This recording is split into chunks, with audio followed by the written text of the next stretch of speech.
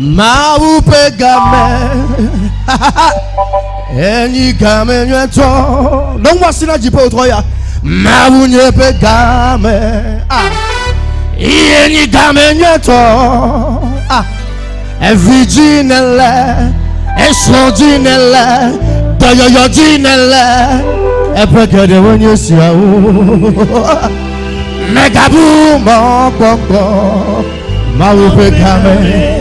Kamenoto mebe eviginele doyoyojinele katuchujinele epeke de wenye siawo megabumo gbogbo maupe kamenoto mebe mawunye begame maupe game otana wasina mawotroya yebe kamena pona bana wotroya yeke nebe saka tudia ana tudia embe ke kula pego mene twago wotroya ewa nebe bato ya tobago wotroya megabu mokoko maupe game boda sotinele epekere ya megabu mokoko ma yameregba ande amaton en fef ne leke wereke yameregba na mere amaton tolérance me yameregba na mere amaton ne fef olene wina basi ejidu basi yameregba tolérance yame agbo wakaba ne fef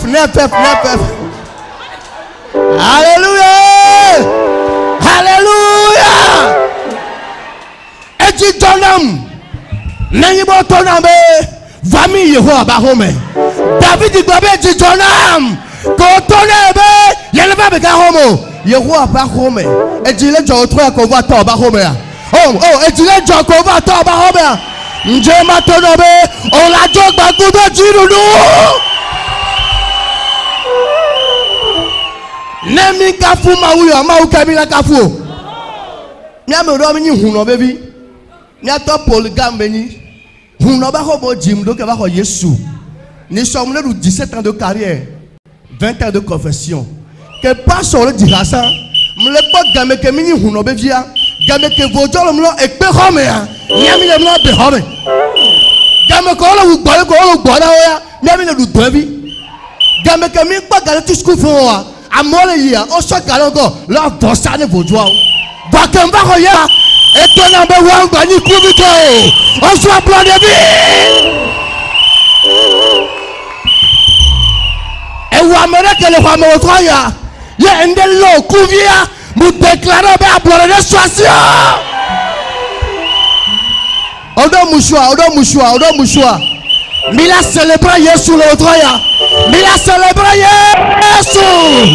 Yesu Christ je de dobla chibo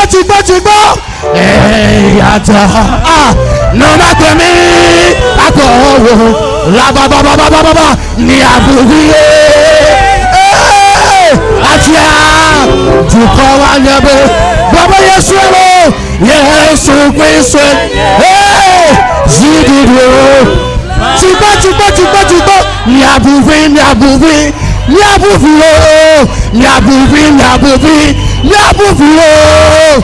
atia tu ko Yesu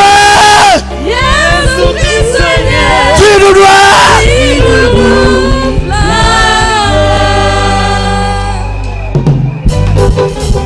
Lemusho. Aha. Nemi Yesu autonomy. Edu na jinami. Ewa baby swabla de bio.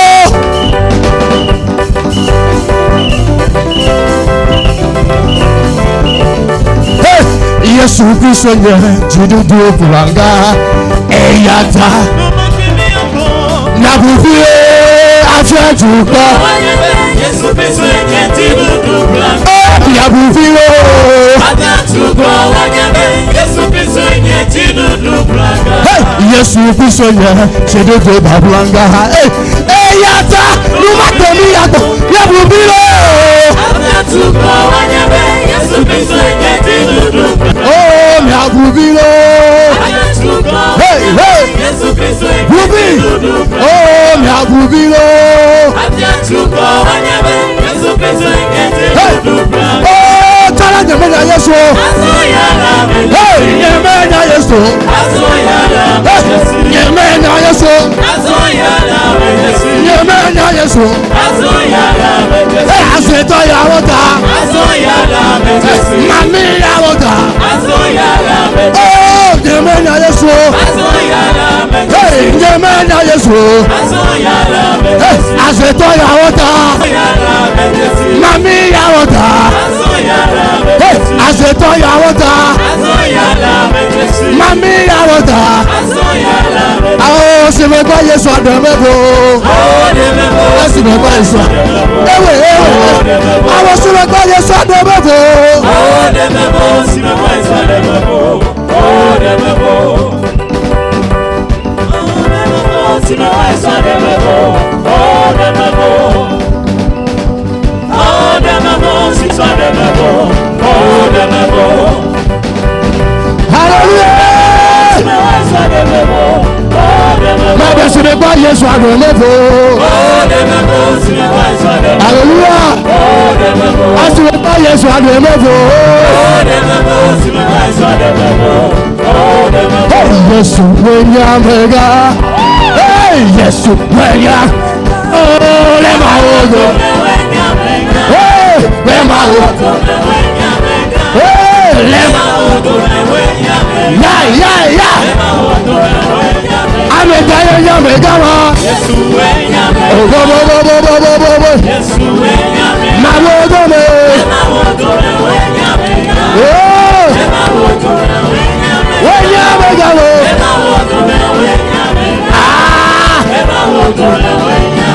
bora wenya fia usera talato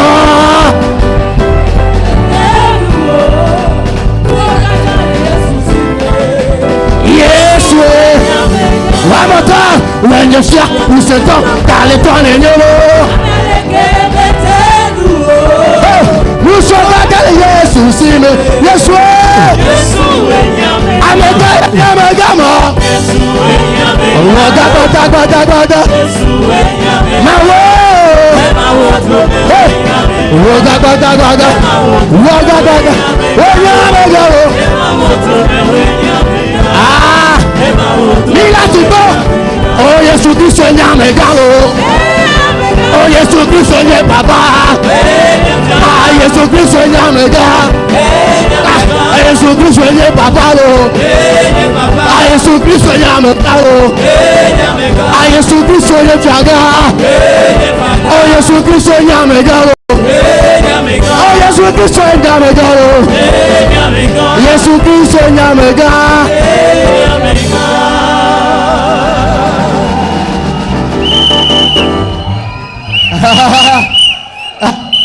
oh kebile ji hallelujah mloko gbere ya mloko egbere oh ataro ya je eti konto ah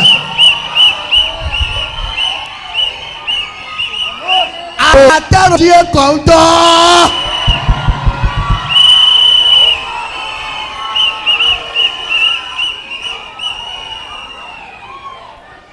hallelujah egbeke mleko ya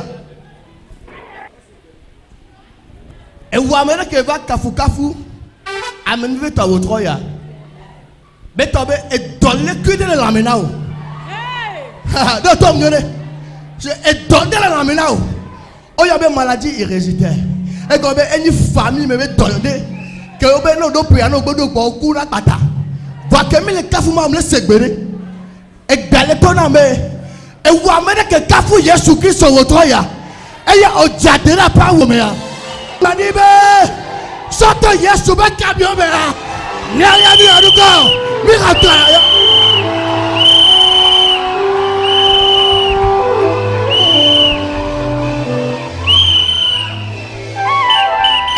magba ikonjike o.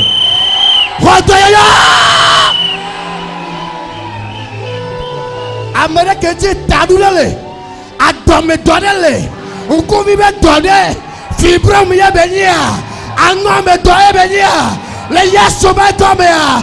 Nani be tobe kabio me mi hodoya yo. Non ne le hodoya wotoya. Nous souvenons de hodoya le wotoya. Le yeso be kabe.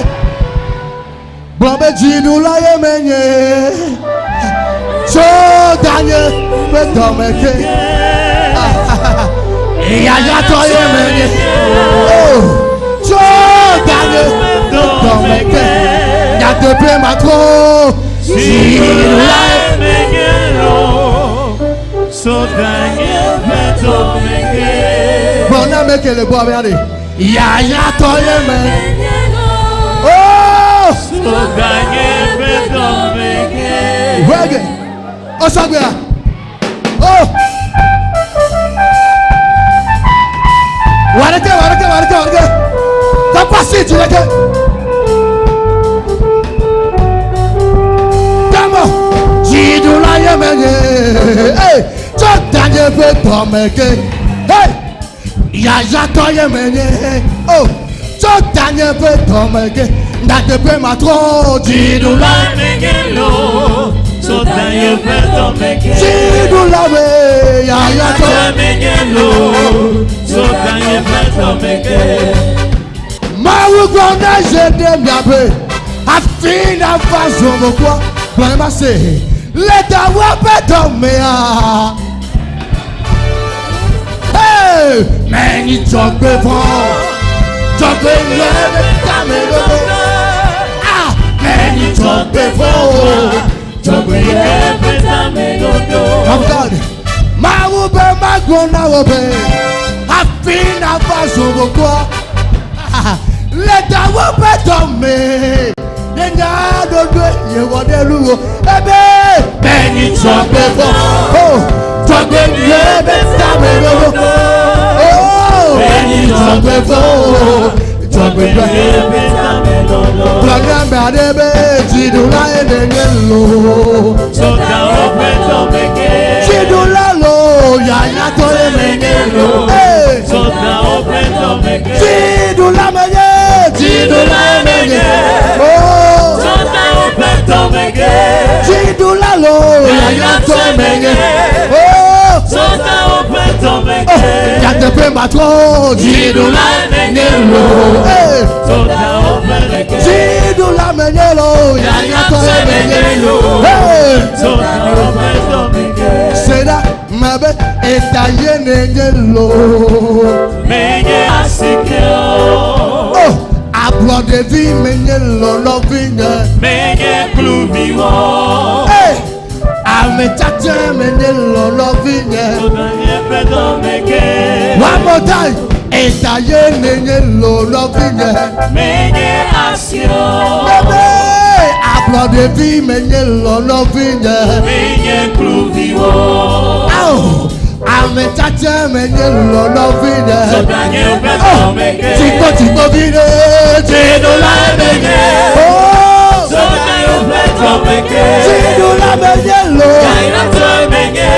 Enanye bato So me. Daniel be domeke. Yate pe batro. Jidula menye lo. So Daniel be domeke. Jidula